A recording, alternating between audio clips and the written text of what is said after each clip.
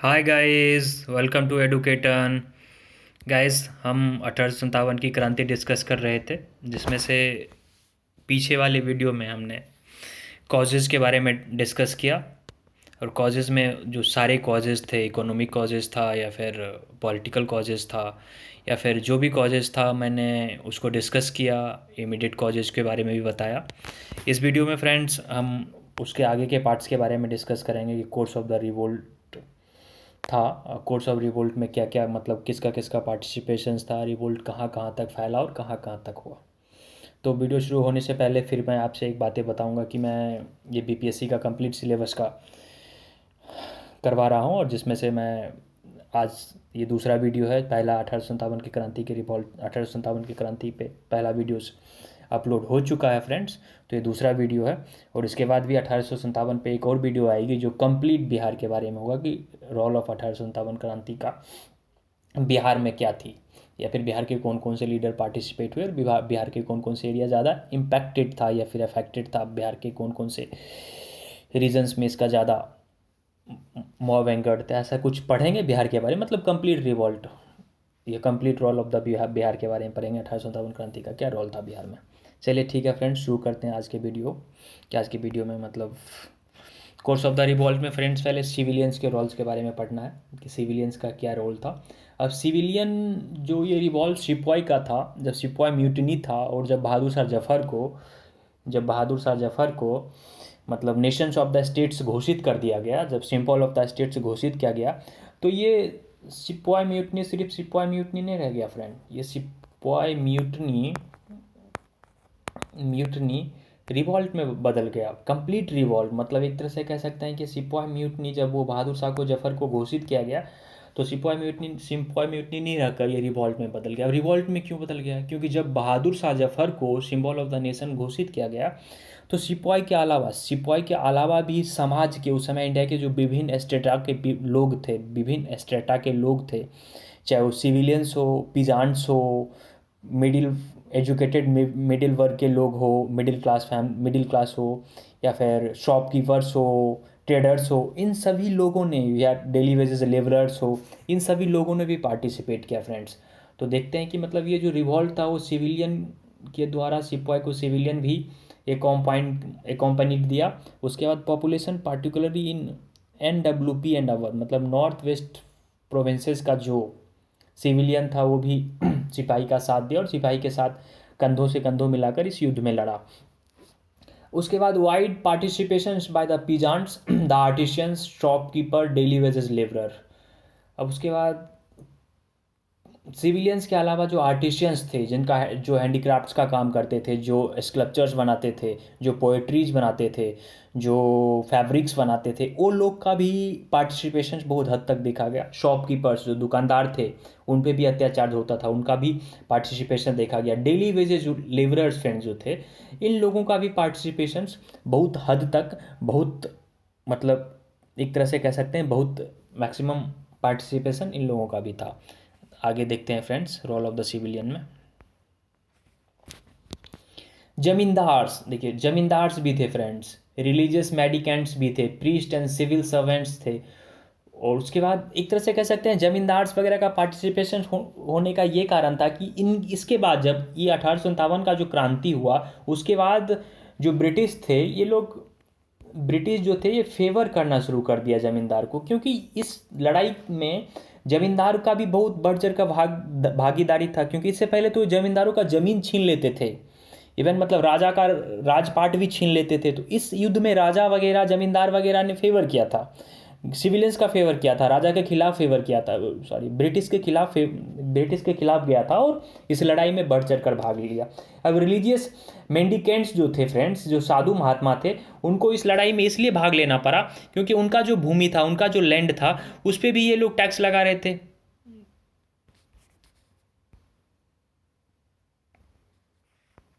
Sorry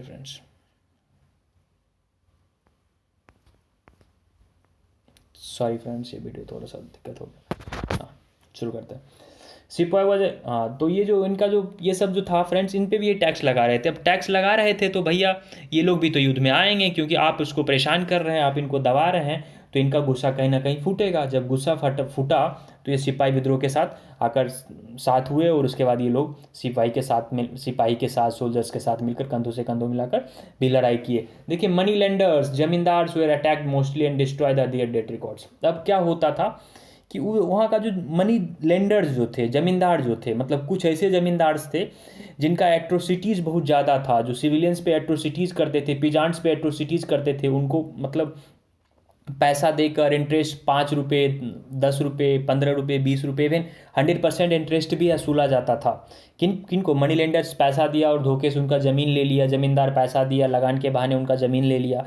तो इन लोगों को, जो पिसांट्स थे, छोटे छोटे जो लेबरर्स थे, छोटे छोटे जो मतलब किसान थे, उन लोगों ने इन लोगों पे ज़्यादा अटैक किया, और अटैक किया तो इनका जो बही खाता था उनको ज़्यादा नष्ट करने का कोशिश किया कि चलो इनको डिस्ट्रॉय कर देंगे तो इनका रिकॉर्ड्स ख़राब हो जाएगा, और बाकी का जो पैसा उसा है वो मांगने दोबारा नहीं आएंगे। तो इस प्रकार का, जैसे कि अब ये लोग, ब्रिटिश का जो कम्युनिकेशन सिस्टम था, जो एस्टेब्लिशमेंट था, एक तरह से कह सकते हैं ब्रिटिश ऑफिस जो था, पब्लिक बिल्डिंग्स था, उसको ज़्यादा मतलब ये लोग ज़्यादा डैमेज किया, क्षति किया। जैसे कि अब देखिए, लॉ कोर्ट्स था, वहाँ इसको बहुत तोड़ फोड़ कर दिया। रेवेन्यू ऑफिसेज था, क्योंकि ये सब तो सिम्बॉल्स था ब्रिटिश का ना। रेवेन्यू ऑफिस में इनको रेवेन्यू देना पड़ता था, इनको ज़बरदस्ती पैसा इनसे ऐंठते थे ये लोग। रेवेन्यू रिकॉर्ड्स था, इसको तोड़ दिया। पुलिस स्टेशंस को तो ये लोग बढ़ चढ़ कर उसका नष्ट किया, उसको जला दिया, आग में लपेटा में बहा दिया। इस प्रकार का, मतलब एक तरह से कह सकते हैं कि इस युद्ध में समाज के हर एक वर्ग के लोगों ने भागीदारी निभाई, चाहे वो पीजांट्स हो, लेबरर्स हो, शॉपकीपर्स हो, पढ़े लिखे मिडिल्स इंडियंस हो, या फिर छोटे मर्चेंट्स हो, मेडिकेंट्स हो, मनी लेंडर्स तो नहीं निभाए, जमींदार्स हो, ये लोग बढ़ चढ़ के इस भूमिका में निभाए और ज़्यादा से ज़्यादा लोगों के साथ युद्ध को सफल बनाने की कोशिश किया। फ्रेंड्स, चलते हैं फ्रेंड्स आगे। मतलब अब कुछ स्ट्रॉन्ग सेंटर्स थे और वहाँ के लीडर के बारे में पढ़ते हैं कि कौन से स्ट्रॉन्ग सेंटर में कौन कौन से लीडर थे। तब देखिए, दिल्ली में क्या था। दिल्ली में बहादुर शाह तो थे ही। बहादुर शाह तो सिर्फ नॉमिनल एंड सिंबॉलिक लीडर थे, लेकिन बहादुर शाह के अलावा जनरल बखत खान, जो जनरल बखत खान था, जैसे कुछ राजा होता है, तो राजा तो युद्ध करने जाता नहीं है, राजा तो अपने सेनापति को भेजेगा, जो कमांडर होगा, कमांडर इन चीफ होगा, उसी को भेजेगा ना। तो दिल्ली में जो कमांडर इन चीफ थे, जो दिल्ली में युद्ध का कमान संभाल रखे थे, वो थे जनरल बखत खान दोस्त। अब जनरल बखत खान रियल कमांडर थे, जो दिल्ली में सेना का साथ दे रहे थे और सेना की तरफ से युद्ध लड़ रहे थे। अब अगला स्ट्रॉन्ग सेंटर देखते हैं। अगला स्ट्रॉन्ग सेंटर देखते हैं दोस्त फ्रेंड्स। अगला स्ट्रॉन्ग सेंटर है कानपुर। कानपुर में नाना साहब थे, क्योंकि इनसे भी छीन लिया गया था इनका स्टेट। ये अडॉप्टेड सन ऑफ पेशवा थे, तो भाई ये तो डॉक्ट्रिन ऑफ लैप्स के थ्रू अपने स्टेट्स का मालिक नहीं बन पाते, जिनको मतलब पेशवा ये नहीं कहलाते थे, जिस वजह से इन्हें भी लड़ाई लड़ना पड़ा और अपने हक के लिए ये भी 1857 की क्रांति में कूद पर गए। और पेशवा, उसके बाद ये लखनऊ में बेगम हजरत महल थी। अब यहाँ भी इनका जो हस्बैंड जब मरा तो इनका सन जो बिरजिस कादिर था, उसको युद्ध में मतलब कूदना इसलिए पड़ा क्योंकि इनका जो रीजन था या फिर इनका जो स्टेट था वो भी अंग्रेज़ हड़प लिया। क्योंकि इनका जब हस्बैंड्स मरा तो ऐसा बोला कि नहीं, आप इसके चलाने लायक नहीं हो, तो चलो ठीक है, अब इस स्टेट्स को मुझे दे दो। इस वजह से बेगम हजरत महल ने लखनऊ से इस लड़ाई में कूदी। बरेली में एक खान बहादुर थे फ्रेंड्स। बरेली में खान बहादुर ने इस लड़ाई की भूमिका में अहम भूमिका मिलाई।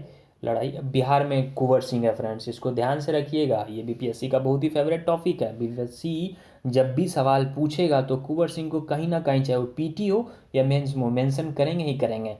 तो 1857 का कोई भी सवाल जब आएगा बीपीएससी से रिलेटेड तो कुंवर सिंह के बारे में ज़रूर पूछेगा। और इस बार जो पूछा है 1857 के क्रांति के बारे में, तो बिहार के बारे में पूछा है कि इसका इम्पैक्ट क्या पड़ा था बिहार में। जब इम्पैक्ट किया और बिहार के बारे में अगर कुछ पूछ रहा है तो कुंवर सिंह को मेंशन करना पड़ेगा। तो बिहार से कुंवर सिंह थे, अमर सिंह थे, पी अली सिंह थे, लेकिन लीड कुंवर सिंह कर रहे थे। अब जो लीड करेंगे उन्हीं का नाम आएगा फ्रेंड्स। अभी देखिए, फैज़ाबाद में थे एक मौलवी अहमदुल्ला, ये नेटिव ऑफ मद्रास थे। ये इतना ज़्यादा एनर्जेटिक थे और अंग्रेज का एक तरह से कह सकते हैं कट्टर विरोधी, मतलब होता है ना कट्टर विरोधी, जैसे डाई हार्ड फैन होते हैं ना, तो ये स्टॉन्च कह सकते हैं। स्टॉन्च एनिमी थे ये, मतलब उनको भगाना चाहते थे, बहुत ज़्यादा गुस्सेल थे और बहुत ज़्यादा ताकतवर लोग थे। इन्होंने मतलब एक तरह से कह सकते हैं फतवा जारी कर दिया अंग्रेज़ों के खिलाफ़ कि अंग्रेज़ों को भगाओ, यहाँ से हटाओ। अगला है जो फ्रेंड्स, रानी लक्ष्मीबाई, इनको कौन नहीं जानता, ये तांतिया तोपे के साथ मिलकर युद्ध लड़ी, क्योंकि इनका भी वही डॉक्ट्रिन ऑफ लैप्स के तहत इनका जो हस्बैंड थे राजा, उनको मतलब इनका कोई संतान नहीं हुआ और संतान होने से पहले ही राजा का डेथ हो गया, जिसकी वजह से झांसी को एडॉप्ट कर लिया अंग्रेज़। तो अंग्रेज़ों को ये अपने राज्य नहीं देने के लिए, अपने राज्य को बचाने के लिए युद्ध में कूद पड़ी। अब देखते हैं बागपत यूपी में था, जहाँ शाह महल एक कॉमन मैसेज था और शाह महल का भी अहम भूमिका रही फ्रेंड्स। अब देखते हैं फ्रेंड्स हिंदू मुस्लिम यूनिटी के बारे में। अब ये देखते हैं कि मतलब युद्ध हुआ था, क्या उस समय हिंदू मुस्लिम की दंगे थे, क्या हिंदू मुस्लिम ने कंधों से कंधों मिलाकर लड़ा था? जी हाँ फ्रेंड्स, उस समय हिंदू और मुस्लिम के बीच ग्रेट यूनिटी देखा गया था, क्योंकि जब हिंदू और मुस्लिम के बीच में बाइफर्केशन एक प्रकार से या फिर डिस्क्रिमिनेशन एक प्रकार से कह सकते हैं फूट डालने का काम तो लॉर्ड कर्जन जी ने शुरू किए। जब बंगाल विभाजन 1905 में ये किए, तो उसके बाद ही ना फूट डालो शासन करने का नियम शुरू कर दिए गए। लॉर्ड कर्जन जो मुस्लिम वर्ग लोगों को फेवर करने लगे, हिंदू को फिर अलग करने लगे, फिर हिंदू को कभी फेवर करते, कभी मुस्लिम को फेवर करते और कभी एक दूसरे का कान भरते। तो ये काम तो लॉर्ड कर्जन शुरू किए थे। अब लॉर्ड कर्जन की भूमिका 1905 के आसपास शुरू हुई जब बंगाल विभाजन हुआ। तो इसी युद्ध के बाद ही तो इनको लगा कि नहीं, यहाँ मुझे फूट डालना है तभी शासन कर पाऊंगा, क्योंकि unity among the peoples of Indian उस समय बहुत ही ज़्यादा स्ट्रॉन्ग था। पीपल बहुत ही ज़्यादा यूनिटी था, यूनिटी हाई था। हिंदू मुस्लिम के बीच यूनिटी, अलग अलग कास्ट के स्टेटा के बीच यूनिटी, एक तरह से कह सकते हैं कि मतलब इंडिया को शासन करना मुश्किल था। तो इस वजह से ये मतलब डिवाइड एंड रूल का पॉलिसी लेकर आए कि भाई डिवाइड एंड रूल करेंगे, उसके बाद अपना आसानी से राज करेंगे। तभी तो ये मुस्लिम को फुटाना शुरू कर दिया, मुस्लिम के जो उलेमा वर्ग के लोग थे उनको प्रमोट्स करना शुरू कर दिया कि भैया आप लोग अपने लोगों को समझाओ कि युद्ध से अलग रहे, हम आपके लिए अच्छे जॉब्स ऑफर करेंगे या फिर आपके लिए विद्यालय बनवाएंगे या फिर आपको हम थोड़ा सा प्रिविलेजेस देंगे। तो इस वजह से उनके कुछ उलेमा लोग थे, जैसे कि सैयद अहमद कह सकते हैं, उन लोग ने भी बाद में अपना मुस्लिम का साथ देना शुरू कर दिया। फिर बाद में तो आपको पता ही है कि भैया एक अलग पाकिस्तान ही बन गया। अब देखते हैं कि उस समय तक तो complete corporations between Hindu and Muslim था, और at all levels, peoples, soldiers and leaders. मतलब एक तरह से कह सकते हैं कि जो लोग थे उनके बीच भी यूनिटी थी, हिंदू मुस्लिम कोई भेदभाव नहीं था। सोल्जर थे, सैनिक जो थे वो भी भाईचारा के साथ लड़े, फैटर्निटी के साथ लड़े, कंधे से कंधे मिलाकर लड़े कि नहीं नहीं भैया, हम ना हिंदू हैं ना मुस्लिम हैं, हम एक सिपाही हैं, हमारा देश खतरे में है और हमें अपने देश के गुलाम होने से बचाना है, अपने देश को आज़ाद कराने के लिए लड़ना है। उस समय इन लोगों ने कंधे से कंधे मिलाकर लड़े। और लीडर भी फ्रेंड्स, जो लीडर भी थे, आप कह सकते हैं झांसी रानी की जो पीए थे उस समय, वो भी कोई मोहम्मदन थे, मुस्लिम थे। सिंबल ऑफ द नेशंस, मतलब हिंदुस्तान में बहादुर शाह जफर को एक मुस्लिम लीडर थे, लेकिन उनको nation symbol of the Nations declare किया गया। तो एक तरह से कह सकते हैं मुस्लिम का कॉपरेशन कितना गजब रहा है और कितना गजब था, पहले कितना ज़्यादा लोगों को सपोर्ट करते थे, एक दूसरे के साथ मिलकर लड़ाई करते थे फ्रेंड्स। लेकिन आजकल का कुछ ज़माना ही बदल गया है। खैर छोड़िए, इन सब बातों से क्या लेना देना है। All rebels acknowledge Bahadur Shah Zafar as the emperor of India. मौलाना मतलब सभी रिवेल, जितने भी रिवेल्स थे बहादुर शाह जफर को, चाहे वो राजपूत राजा हो, चाहे ब्राह्मण राजा हो, या फिर चाहे किसी भी वर्ग के राजा हो, चाहे कहीं का लोग हो, बहादुर शाह जफर को एक राजा के मतलब लीडर्स के रूप में रिकॉग्नाइज किया कि नहीं, बहादुर शाह जफर हमारे लीडर्स हैं। As a being of Muslim होने के बाद भी उनको लीडर के रूप में रिकॉग्नाइज किया। देखिए Maulana Azad said about Hindu Muslim unity the remark, Maulana Azad ने कहा है हिंदू मुस्लिम यूनिटी के बीच में, the remarkable sense of unity among the Hindus and Muslims of India in this period. मतलब ऐसा कह सकते हैं कि रिमार्केबल सेंस था, मतलब ऐसा ग्रेट यूनिटी देखा गया हिंदू और मुस्लिम्स के बीच में जो पहले कभी नहीं देखा गया था। ऐसा यूनिटी देखा गया था। Deep loyalty which people left for the Mughal crown, मतलब मुगल्स के लिए लॉयल हो गई कि भैया आप जो हो आप ही हो, आप जो करेंगे वही सही है, बाकी सब तो ऐसे ही गड़बड़ है, हम आपको राजा मानते हैं या फिर आप हमारे लीडर्स हैं, आप ही इस युद्ध को आगे बढ़ाओ। आप देखते friends, rebels and sepoy both Hindu Muslim और represented leaders. Those events of 1857 shows people and the politics of India were not basically communal और सेक्टेरियन बिफोर 1857। जो मैंने आपको कहा अभी कि भैया इससे पहले तो आज़ादी के 1857 से पहले हिंदू मुस्लिम नाम ऐसा कोई चीज़ ही नहीं चल रहा था। आप कौन हो इससे कोई मतलब नहीं है, आप इंडियन हो, बस यही चल रहा था। बट लेकिन अब तो बहुत सारे चीज़ें चल रहे हैं। ऐसा होता है ना इंडिया में, आप अमेरिका में जाओ ना तो ऐसा अमेरिकन नहीं हो, वहाँ सिर्फ अमेरिकन होता है। लेकिन इंडिया में आओ ना तो कोई बिहारी हो जाता है, कोई पंजाबी हो जाता है, कोई दिल्ली वाला हो जाता है, कोई साउथ का हो जाता है, कोई केरला हो जाता है। मतलब इस प्रकार के चलते हैं। रीजनलिज्म बहुत ज़्यादा है। ऐसा यूपीएससी का टॉपिक्स है और बीपीएससी में कभी कभी पूछ लेता है रीजनलिज्म। इस बार भी तो रीजनलिज्म पे सवाल पूछा है, कल आज ही जो मेंस हुआ है फ्रेंड्स, आप लोगों ने कोई पेपर देखा होगा यूपीएससी का।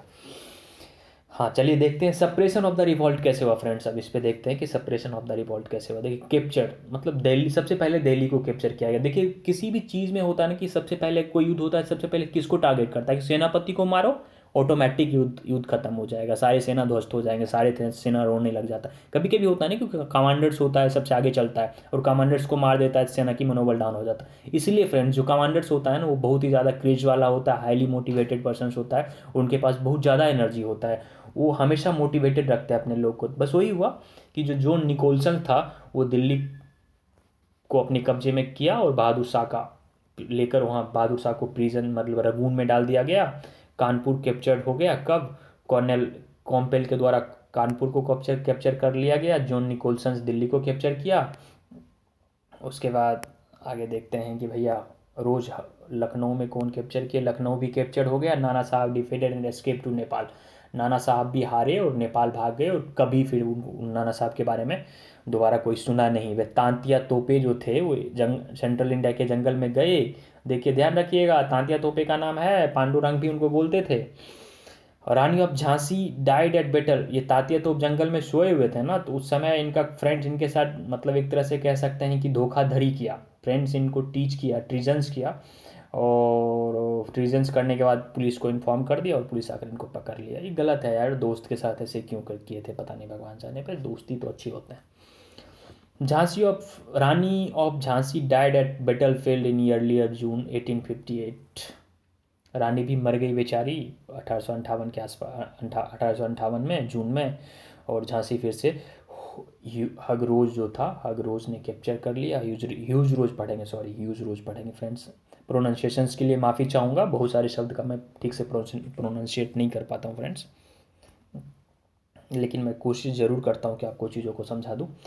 देखिए 1859 में कुंवर सिंह जो थे वो बकत खान, खान बहादुर और राय साहब ऑल से, मतलब 1859 तक ये सारे लोग मारे गए, मर गए, शहीद हो गए, एक तरह से शहीद हो गए, और सारे के स्टेट्स फिर से रिकैप्चर्स कर लिया गया फ्रेंड्स। अब देखिए Begum of the Awadh was compelled to hide in Nepal, जो अवध की बेगम थी उनको मतलब वो भागी, भागते भागते नेपाल में जाकर छिप गई वहाँ अपनी जान बचाने के लिए फ्रेंड्स। अब देखिए ये तो हम फ्रेंड्स पढ़ लिए कि कोर्स ऑफ द रिवोल्ट क्या था, कॉजेज ऑफ द फेलोर पढ़ते हैं भाई, मतलब वो युद्ध को फेल होने का क्या क्या कारण होंगे जिसके वजह से युद्ध फेल हो गया। इतना बहुत बड़ा रिवॉल्ट था और फेल हो गया, कैसे हो गया, कुछ ना कुछ तो कमजोरी रहा होगा। अब क्या कमजोरी रहा होगा वो देखते हैं friends. All India participation was absent, मतलब भारत के हर एक एरिया का लोग पार्टिसिपेट नहीं किया। अब साउथ इंडिया चले जाओ, साउथ इंडिया के लोगों ने पार्टिसिपेट नहीं किया। पंजाब इनसे दूर रहना पसंद किया, कुछ राजा और कुछ राजवाड़े इनसे दूर रहना पसंद किया। ईस्टर्न इंडिया जो था, कंप्लीट ईस्टर्न इंडिया, वो भी पार्टिसिपेट नहीं कर पाया। क्यों नहीं कर पाया, क्योंकि इन सभी इलाकों में जो इन मतलब because earlier uprising in those regions has been virtually suppressed in the by the company, मतलब कुछ पहले रिवेलियंस हुआ था, अपराइजिंग्स हुआ था जिसको कंपनी ने दबा दिया, मतलब कंपनी ने उसको ख़त्म किया और वर्चुअली सप्रेस्ड किया, बहुत लोगों को मारा पीटा काटा। तो इन लोगों के मन में भी एक डर बसा हुआ था कि भैया फिर से कुछ ऐसा ही होगा, हम लोग रिवेलियंस करेंगे, अपराइजिंग्स करेंगे तो फिर से कंपनी आएगी और मारपीट करेगी, या फिर हम लोगों को मारेंगे पीटेंगे, फिर से उसको दबा दिया जाएगा, आज़ादी तो मिलता नहीं है, बार बार ऐसे लड़ाई लड़ने से क्या फ़ायदा। तो इन लोगों के मन में कुछ ना ऐसा कुछ थॉट्स था जो बैठ गया था, तो इस वजह से ये लोग पार्टिसिपेट नहीं किया। All classes did not join, अब कुछ क्लासेस थे जो सर्टेन क्लासेस जो ज्वाइन नहीं किया था, और चलो ठीक है आपने ज्वाइन नहीं किया तो कोई बात नहीं है, लेकिन आप इसके खिलाफ तो मत जाओ भाई, ज्वाइन नहीं किया तो कोई दिक्कत नहीं है। कुछ लोग होता है ना कि अगर आपको डिस्टर्ब नहीं कर रहा है तो चलो ठीक, आपको हेल्प नहीं कर रहा है तो ठीक है, बढ़िया है, चुपचाप आइडल कंडीशन में बैठो, डिस्टर्ब तो मत करो, अगर डिस्टर्ब करोगे तो फिर दिक्कत हो जाएगी ना, वही बात है फ्रेंड्स। ठीक है, certain classes did not join and worked against the revolt. अरे भैया आप उसके अगेंस्ट जा रहे हो, अंग्रेजों के साथ मिल रहे हो और अंग्रेजों का हेल्प कर रहे हो, यार थोड़ा सा शर्म कर लेते। Big zamindars acted break water to storm. सब बिग जमींदार्स तो जो बड़े बड़े जमींदार्स थे वो लोग भी अंग्रेजों का ही साथ दिया, मनी लेंडर्स, क्योंकि भैया इनका तब बही खाता लूट रहे थे, सब बही खाता लूट रहे थे। और ये लोग सोचे कि भैया हमें अंग्रेज के अंडर में ज़्यादा सेफ हैं, यहाँ हमारा बही खाता भी चलता है, हम भी लूटते हैं, अंग्रेज भी लूट रहा है, तो भैया मेरा इंटरेस्ट बेटर सर्व हो रहा है, बेटर प्रोटेक्टेड है अंडर ब्रिटिश प्रोटनेज, तो हम यहीं रहते हैं। कुछ एजुकेटेड इंडियंस इसलिए नहीं भाग लिए क्योंकि उनको लग रहा था कि भैया अंग्रेज जो है ना हमारे बैकवर्डनेस को दूर करेगा। ठीक है भाई साहब, बैकवर्डनेस को तो दूर करेगा, लेकिन बैकवर्डनेस को दूर करने के चक्कर में हम अपना प्रेस्टीज तो नहीं गंवा सकते हैं ना, हम गुलाम तो नहीं हो सकते हैं ना। होता है ना कि भैया ठीक है कि स्वर्ग का नौकर बनने से बेटर है कि हम नर का राजा बन के रहे, ऐसा कुछ कहावत है भैया। तो ही बात है कि फ्रेंड्स, यहाँ जो एजुकेटेड इंडियन था उनका व्यू था कि भैया जो बैकवर्ड लुकिंग ऑफ इंडियन जो है ना, बैकवर्ड लुकिंग ऑफ इंडिया, वो तभी दूर होगा जब अंग्रेज हमको शासन करेगा, वो हमको यहाँ से निकालेगा, बाहर निकालेगा, जो कि पॉसिबल नहीं हुआ। और इंडिया को इतना लूटा, इतना लूटा, इतना लूटा, इतना लूटा कि कहा जाता है कि जब भैया अंग्रेज भारत नहीं आए थे तो पूरे कंट्रीज का, पूरे वर्ल्ड का लगभग 25% जीडीपी इंडिया के पास था, पूरे वर्ल्ड का। You can imagine about that कि 25%, एग्जैक्ट डेटा तो मुझे याद नहीं है, लेकिन 23 to 25% के आसपास पूरे वर्ल्ड का जीडीपी था इंडिया के पास। लेकिन अभी देख लो भैया 5% के आसपास भी नहीं है इसका growth. Most Indian rurals refuse to join and gave up active help to the British rural. बहुत सारे रूरल्स तो ज्वाइन ही नहीं किया उन्होंने भैया, और अंग्रेज का साथ देना शुरू कर दिया। इसमें कौन कौन थे? सिंधिया ऑफ ग्वालियर, देखिए भैया सिंधिया ऑफ ग्वालियर उस समय ज्वाइन नहीं किए, लेकिन अभी देखिए अलग अलग प्रकार का काम कर रहे हैं। Holkar of Indore, rulers of Patiala, ये सब भी नहीं किए थे। सिंध और other Sikh chieftains and Maharaja of Kashmir. भैया ये कश्मीर कब सुधरोगे? अब तो सुधर जाओ, आप लोग ऐसे काम काहे करते हैं। ये लोग जो थे वो ज्वाइन नहीं किए थे फ्रेंड्स, ये ध्यान रखिएगा, ये लोग ज्वाइन नहीं किए थे, और पीटी में भी कभी कभी पूछ देते हैं।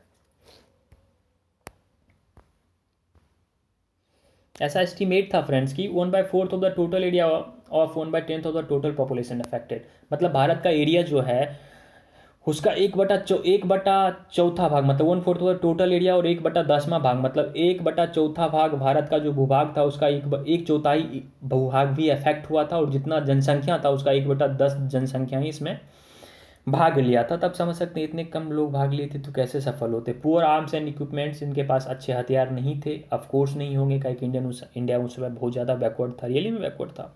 Indian soldiers fighting generally with the swords and spear and very few guns and muskets. भाई मास्केट से कहाँ लोग मरते, गन तो था नहीं उनके पास, बहुत बड़े बड़े गन थे भैया। Other Indian European equipped with the modern war like weapons like the Enfield rifle, used electrical telegraph to inform the commander in chief about the movements and rebels। समझिए उस समय भी टेलीग्राफ था। अनकोऑर्डिनेटेड एंड पुअरली ऑर्गेनाइज्ड, मतलब इन लोगों का organisations भी बहुत पुअर था। होता है जैसे तैसे लड़ लो भैया, कोई तैयारी ना किए, ना कोऑर्डिनेशन है, मतलब सबको एक अलग अपने अपने पर्सनल काउज के कारण लड़ रहे हैं, ऐसा थोड़ी होता है यार। कोऑर्डिनेटेड रहो ना, यूनिटी में बल होता है ना, एकता में बल होता है। अगर सब लोग मिल के रहेंगे तो ना हमें कोई शासन कर सकता है, ना किसी के अंडर हम शासित हो सकते हैं। तो वही बात थी, ये लोग कुछ मतलब अपने अपने पर्सनल काउज के लिए भी लड़ना शुरू कर दिए थे। Don't have coordination and central leadership, central leadership नहीं थे, वो तो पता है भी ऐसे, मतलब बहादुर शाह जो जफर थे वो तो कमजोर ही थे। लीडर तो मतलब नॉमिनेट हो गए, लेकिन लीडरशिप क्वालिटी उनके पास नहीं थे। India rebels leader no match to their British opponents. भैया ये बात तो ठीक था कि हमारे पास भी झांसी रानी जैसी योद्धा थी, तात्या तोपे थे, वीर कुंवर सिंह थे, लेकिन उनके पास थोड़ा सा ज़्यादा, इनसे एक तरह से कह सकते हैं उनको मैच देने लायक नहीं था। जैसे जॉन निकलसन था, जेम्स ऑट्रम था, हेनरी हैवलॉक था, ये सब इनका एक तरह से कह सकते हैं बहुत ही ज़्यादा क्वालिफाइड लीडरशिप इनके पास था, मिलिट्री स्किल्स बहुत ज़्यादा था, बहुत ही अच्छा था, बहुत ही अच्छा था फ्रेंड्स। जिनका मैच नहीं था हमारे पास, इंडियन के पास मैच नहीं था। हमारे वीर कुंवर सिंह 78 ईयर्स ओल्ड थे, झांसी बाई लक्ष्मी ठीक थी, लेकिन उनके मैच के नहीं थे, एक तरह से कह सकते हैं कंपेरिजन। तो ऐसा थोड़ा सा ये सब दिक्कत थी। नो यूनिफाइड आइडियोलॉजी, मतलब यूनिफाइड आइडियोलॉजी भी नहीं थी। मतलब एक तरह से कह सकते हैं इनका विज़न क्लियर नहीं था कि भैया हम युद्ध कर क्यों रहे हैं, युद्ध करके हम लोगों को क्या मिलेगी। बस इनको एक तरह से कह सकते हैं कि मतलब क्षणिक सफलता चाहिए था, परमानेंट गोल नहीं था कि भैया हमें अब अंग्रेज से आज़ाद होना है, इसको भगाना है, ऐसा कुछ नहीं था इनको। क्षणिक मतलब पर्सनल काउज थी, लोकल ग्रीवेंसेस था, उसी के चक्कर में युद्ध किए और उसको ख़त्म करना चाह रहे थे बस। Lacked of the clear understanding of colonial rules, did nor did have a forward looking programme. बोले ना, rebels represented diverse element with the different grievances, मतलब सबका अपना अलग अलग समस्याएं थी, अपनी अलग अलग ग्रीवांसेस थी। फ्रेंड्स अब देखते हैं कॉन्सिक्वेंसेज के बाद, कॉन्सिक्वेंसेज देखते हैं। Revolt of 1857 mark the turning point in the history of India. ये तो जरूर था कि भैया 1857 का क्रांति भारत में बहुत सारा बदलाव लेकर आया। पहला बदलाव कि जो far reaching changes in the system of the administration and policies of British governments. British governments का जो एडमिनिस्ट्रेशन सिस्टम था और पॉलिसीज था उसमें बदलाव लाया। क्या बदलाव लाया कि अगस्त 2018 का, अगस्त 1858 declared as a law for the better government for India. 1858 की जो इंडियन एक्ट पास हुए उसमें appointment of secretary of the state of India, administration charge assumed by the British crown and company rule was abolished. जो British crown थी वो complete administration अपने हाथ में ले लिए और कंपनी का जो शासन था उसको ख़त्म कर दिया। कंपनी को बोला भैया तुम बिजनेस करो और शासन मेरे अंडर दे दो, तुमसे शासन नहीं संभलेगा। पहले क्या होता था, कंपनी बिजनेस भी करता था और शासन भी संभालता था। भैया जो बिजनेसमैन है अगर शासन उनके हाथ में आएगा तो ज़रूर अपने फ़ायदा के लिए बिजनेस के बारे में सोचेगा कि भैया मेरा ज़्यादा से ज़्यादा फ़ायदा हो जाए और शासन जाए बाहर में। ऐसा ही था। Agencies of the government of India by the sovereign of the Great Britain was announced by the Lord Canning. किसके द्वारा? Sovereign of the Great Britain किसके द्वारा किया गया था? Lord Canning at durbar at Allahabad. ध्यान रखिएगा, queen's proclamations issued on November 1, 1858। ये पूछता है बीपीएससी में, पीटी का सवाल है कि जो क्वींस का विक्टोरिया का प्रोक्लेमेशन हुआ था वो कब हुआ था? इलाहाबाद में हुआ था। कब हुआ था? 1 नवंबर 1858 का। ध्यान रखिएगा। The era of annexation and expansion had ended, मतलब अब बोला कि ठीक है भैया बहुत हम आप राज हड़प कर लिए, अब हम अपना राज को बढ़ाना नहीं है, साम्राज्य को बढ़ाना नहीं है, जितना है उसमें ही खुश रहेंगे, वो सबको ख़त्म करो। राज हड़पन नीति बंद कर दिया गया। British promise to respect the dignity of rights of the native princes. Local राजा को बोला भैया मैं आपके डिग्निटी को भी ख्याल रखूंगा और आपका रिस्पेक्ट भी करूंगा, आप टेंशन मत लो। Indian states were paramountcies the British crowns, मतलब जो इंडियन स्टेट्स था वो ब्रिटिश पैरामाउंट्स के अंदर काम करना था कि भैया मैं सबसे बड़ा यहाँ सर्वे सर्वा हूँ, आप लोग हमारे अंडर ही रहकर काम करोगे, ठीक है। गैप फ्रीडम ऑफ रिलीजन, और ये भी कह दिया कि भैया मैं आपके जो धर्म है उसमें हस्तक्षेप नहीं करूँगा, चाहे आप सती करो, चाहे कुछ भी करो, चाहे कैसा जीना है आप जियो, ये धर्म लोकल फैक्टर्स है, धर्म आपका फैक्टर है, यू कैन डिसाइड, आप डिसाइड कर सकते हो आपको क्या करना है। Also promises equal and impartial protection under law to all Indian besides equal opportunity in government service in respect of the race of grades. देखिए बोला कि चलो भैया सब कुछ प्रोमिस करते हैं, equal and impartial protection under law to all Indian besides, किसके अलावा? Equal opportunity in government service, मतलब सब कुछ करेंगे लेकिन भैया गवर्नमेंट सर्विस में इक्वल अपॉर्चुनिटी आपको नहीं देंगे, जो अभी हम लोगों को फंडामेंटल राइट्स के तहत दिया गया था उस समय नहीं था भैया, ध्यान रखिएगा। द आर्मी रीऑर्गेनाइज, भैया आर्मी को तो रीऑर्गेनाइज करना ही तो करना था, क्योंकि भैया उस समय इंडियंस बहुत ज़्यादा थे फ्रेंड्स, और इंडियंस ज़्यादा थे तो भैया फ्रेंड्स युद्ध भी हुआ। जब युद्ध ज़्यादा हुआ तो इन्होंने इंडियंस की रेशियो को कम किया और उस इलाका से आर्मी को रिक्रूट करना शुरू किया जो इनको फेवर किया था। जैसे कि आप कह सकते हैं यूरोपियन सोल्जर्स वेयर इंक्रीज। देखिए friends, European soldiers were increase, concept of and divide and rule adopted, मतलब फूट डालो और शासन करो के नियम को लेकर आ गए। ये मतलब हिंदू को अलग रखना शुरू कर दिया, मुस्लिम को अलग रखना शुरू कर दिया, सेपरेट कम्युनिटीज़ को अलग अलग रखना शुरू कर दिया।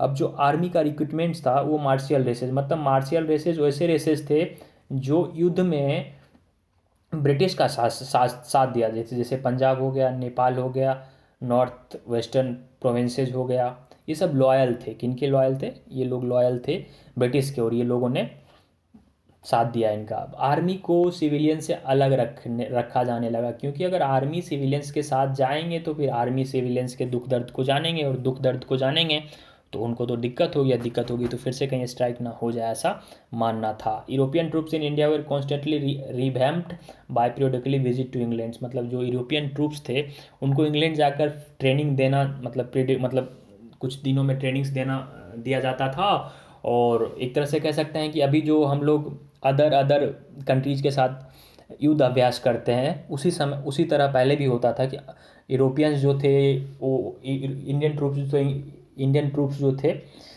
मतलब यूरोपियन इंडियन ट्रूप्स जो थे वो इंग्लैंड में जाकर एक तरह से एक्सरसाइज करते थे कि बेटर क्वालिटीज़ कैसे हो। All Indian artillery were made defunct, जो इंडियन आर्टिलरी था उनको डिफंक्ट कर दिया गया, बिल्कुल ख़त्म। All higher post in military and artillery departments reserve for Europeans, जितने भी बड़े बड़े पोस्ट थे और आर्टिलरी डिपार्टमेंट्स जो भी थे हथियार उथियार वाला, वो यूरोपियंस के लिए रख दिया गया। Liberals in Britain began to believe that Indians were beyond reforms. अब जो लिबरल्स थे ब्रिटेन में वो ये सोचने लगे कि भैया इंडिया का रिफॉर्म्स नहीं हो सकता, इंडिया बढ़वाद है, इंडिया शासन, उसका सिर्फ शासन करो। It made empire India more autocrats, मतलब इंडिया का एम्पायर जो था उसको ज़्यादा एटोक्रेटिक बना दिया कि भैया ये शासन ही सिर्फ कर सकते हैं, इसका कुछ नहीं हो सकता। Newspaper and journals in Britain drawn the Indian as the sub human creature, मतलब एक तरह से कह सकते हैं तुच्छ प्राणी। वहाँ के न्यूज़पेपर और फिर जो जर्नल्स थे इंडियन को तुच्छ प्राणी के रूप में करने लगा, मतलब दर्शाने लगा। Who could be kept in check only by superior races, मतलब उसको सिर्फ सुपीरियर रेसेज ही शासन कर सकता है, जो उससे बढ़िया रेस है वही शासन कर सकता है और कुछ नहीं। Long term this new British attitudes proved counter productive for the empire. Okay, as this cause frustration in the educated Indians middle class and gave rise to modern nationalism very soon. देखिए यही main कारण था 1857 का, जो main कारण था कि India में नेशनलिज्म का जो भावना था इंडियन पीपुल्स में इनकलकेट कर दिया गया भैया, इनकलकेट किया गया और इंडिया में अब नेशनलिज्म का शुरुआत हो गया। 1857 की क्रांति के बाद इंडिया में नेशनलिज्म का शुरुआत हो गया। चलिए अब देखते हैं सिग्निफिकेंसेज ऑफ द रिवॉल्ट, की रिवॉल्ट का क्या सिग्निफिकेंसेज था। For the British revolt prove to be useful and the showed. British के लिए क्या मतलब, अगर आप किसी युद्ध में आप परेशान हो या फिर कहीं युद्ध होता है तो आपकी कमजोरी आपको पता चलेगा ना कि भैया हमारी क्या कमजोरी थी, हम हारते हारते बचे हैं तो हमारा क्या कमजोरी था। तो भैया इनका shortcomings in the companies administration and army, army में जो कमी थी और जो इनके एडमिनिस्ट्रेटिव पॉलिसीज था उस कमी को ये सुधारे और आगे अच्छा किए। सॉरी फ्रेंड्स, इंडियंस के लिए ये एक तरह से इनके ग्रीवेंसेस और सिपाही का जो तकलीफ था, सोल्जर्स का जो तकलीफ था और पीपल का जो तकलीफ था वो बाहर आया कि क्यों ये युद्ध किया, क्या दिक्कतें थी, ये सब दिखा। It shows primitive arms of Indian wear not match of the British, मतलब भारतीय के पास जो सैनिक, भारतीय लोगों के पास जो हथियार था वो ब्रिटिश के लायक हथियार नहीं थे, ये दिक्कतें दिखी। Senseless atrocities committed by both side stroke the Indians intellectuals who were increasingly convinced that for freedom struggles, मतलब जो एट्रोसिटीज़ हुआ था उसको देखकर अब जो मिडिल क्लास इंडियंस थे उनको भी लगा कि नहीं भैया अब तो आज़ादी चाहिए ही चाहिए, अब कुछ नहीं। जो पढ़े लिखे इंटेलेक्चुअल्स थे वो भी आज़ादी की भूमिका में भाग लेने के लिए आगे। ना educated middle class join to modern nationalism, भैया नेशनलिज्म का शुरुआत हो गया। 1857 की क्रांति ने इंडियन में नेशनलिज्म को इनकलकेट कर दिया, बिल्कुल। अब नेचर ऑफ द रिवॉल्ट देखते हैं कि specific nature of revolt couldn't define because views of historians are often differ है, मतलब अलग अलग हिस्टोरियन ने अलग अलग विचार दिया है तो इसके वजह से कोई स्पेसिफिक व्यू नहीं हो पाया। ओके, अब जैसे for Indian historian it was first war of independence, जैसे वी.डी. सावरकर ने इसको फर्स्ट वार ऑफ इंडिपेंडेंस बोला फ्रेंड्स। अब आर.सी. मजूमदार के नज़रों में ये टोटली डिफरेंट रिवेलियन थी, एक अलग प्रकार का ही रिवेलियन था, ऐसा कुछ था ही नहीं। तो फ्रेंड्स ये 1857 की क्रांति कंप्लीट रूप से ख़त्म हो गया। जो भारत की भूमिकाओं क्या थी 1857 क्रांति में, चाहे वो काउजेस हो, कारण हो, या फिर सिग्निफिकेंस हो, कोर्स ऑफ द रिवॉल्ट हो, पीपल का पार्टिसिपेशन हो, हमने इस वीडियो में ये सारी चीज़ डिस्कस कर लिया। आगे के वीडियो में फ्रेंड्स हम role of the Bihar in 1857, role of the Kunwar Singh in 1857 को डिस्कस करेंगे। फ्रेंड्स वीडियो देखने के लिए बहुत बहुत धन्यवाद। आशा करते हैं कि ये वीडियो आपको अच्छा लगा होगा। मिलते हैं नेक्स्ट वीडियो में, तब तक के लिए धन्यवाद।